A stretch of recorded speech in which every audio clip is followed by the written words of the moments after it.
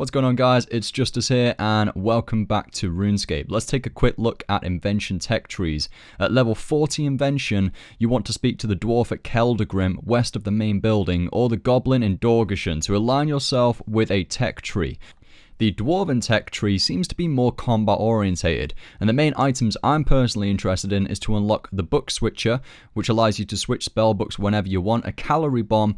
I'm yet to discover the main use of this, but this Calorie Bomb sounds pretty badass. From what I've heard, it heals up to 11,960 life points of players and 250 life points of each enemy target within a 5 square radius. So that is a downside, but there has to be with something like this. It does have a large cooldown as well, another downside. And well, despite its tangible benefits, the effort, the cost, and the cooldown that actually comes with this Calorie Bomb might dissuade people from using them. But once I unlock it, I will give it a better go and actually check it out for myself. There's also an energy kinetic cyclone which deals area of effect melee damage to monsters within range. This might be quite good to use at the Abyss, for example, where all the creatures come within melee distance of you. This is a prime example where it would actually give you some benefit. And finally, a dungeoneering item. Each person in the team can use it once per floor. This is the DG Key Melter, I think it's called, something along those lines. Each person in the team can use it once per floor. That's 5 non-key doors you can bypass requirements for and open the door. Now this one, I think a lot of DGers are going to be interested in this, and that part of the community, you know, I'm interested to see how they're going to use this item. And I think that's one of the very last unlockables that you can get from the Dwarven Tech Tree as it currently stands with the current expansion. Let's take a closer look at the Goblin Tech Tree now. The most interesting for me, starting off with the Old Dak Coil. This Old Dak Coil may become known as the magic variant of the Dwarven Multi-Cannon.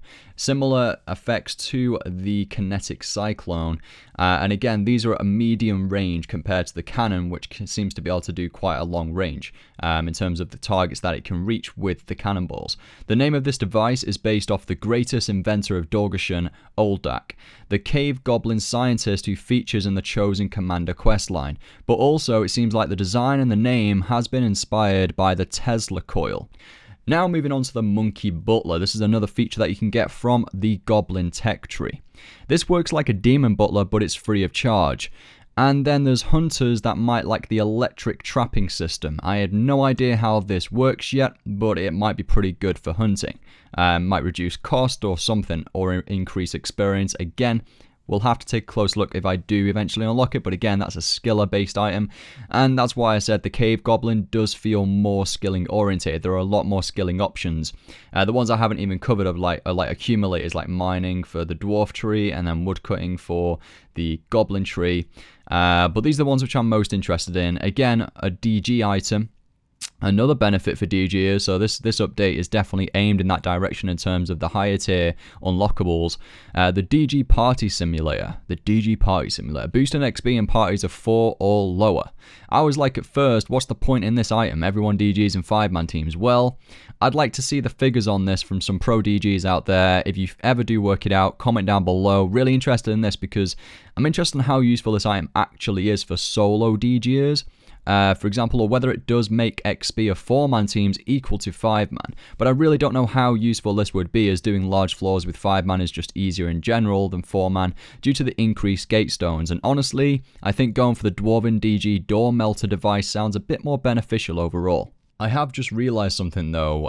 There are two, let's say, FCs right now which I know of in terms of dungeoneering: Kiers and Free Leech.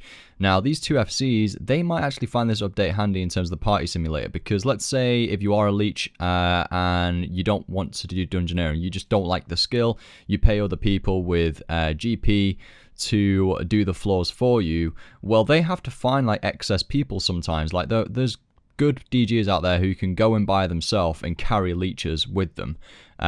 So this way, they won't have to find like an excess amount of leeches. You know, if they just want to go with, let's say, a couple of leeches, make up a team of 4, and then maybe get the same XP as 5. I don't know whether this is doable. I don't know what the XP is that you actually get, but this could be a good alternative for you guys in terms of providing that service and not having to find an excess amount of people when actually you only need like a couple of leeches in your team.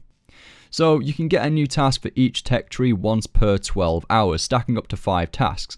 completing a task with your aligned tech tree gives you 50% more currency. So I completed my first Dwarven task and got 15 currency when the Goblin only gave me 10. All completionists have been given a grace period as well, so you'll be very happy to know this if you haven't logged on yet and you have got a completionist cape. Well, that's probably very unlikely. I assume this is equivalent to the minimum time it takes to obtain all unlockables due to this update being time restricted. So yeah, you do have a grace period, so that's a good thing for you guys. The currency cost to unlock everything, including the Dwarven and the Cave Goblin technology, equals 590 currency at the moment as it currently stands, and that obviously is separated out between Dwarven and Cave Goblin technology. The maximum invention level requirement at the moment to unlock the very last device seems to be level 70 invention, so obviously there's a lot of room there for additional technology to be added to the tech trees. If anyone is wondering, by the way, how this technology works, when you get to the stage of being able to unlock it, you'll click it, it'll be a cost of the currency that you've obtained through the tasks, and then that'll probably go into a blueprint that you can then use to make the device with invention materials. But yeah, are tech trees game-changing stuff? At the moment, I don't feel they are, or will be when things are unlocked. But it's a nice addition to the game, and I'll be covering off on stream individual items and deciding on how useful they actually are as and when I unlock them. But this is another daily task thing that I now have to remember.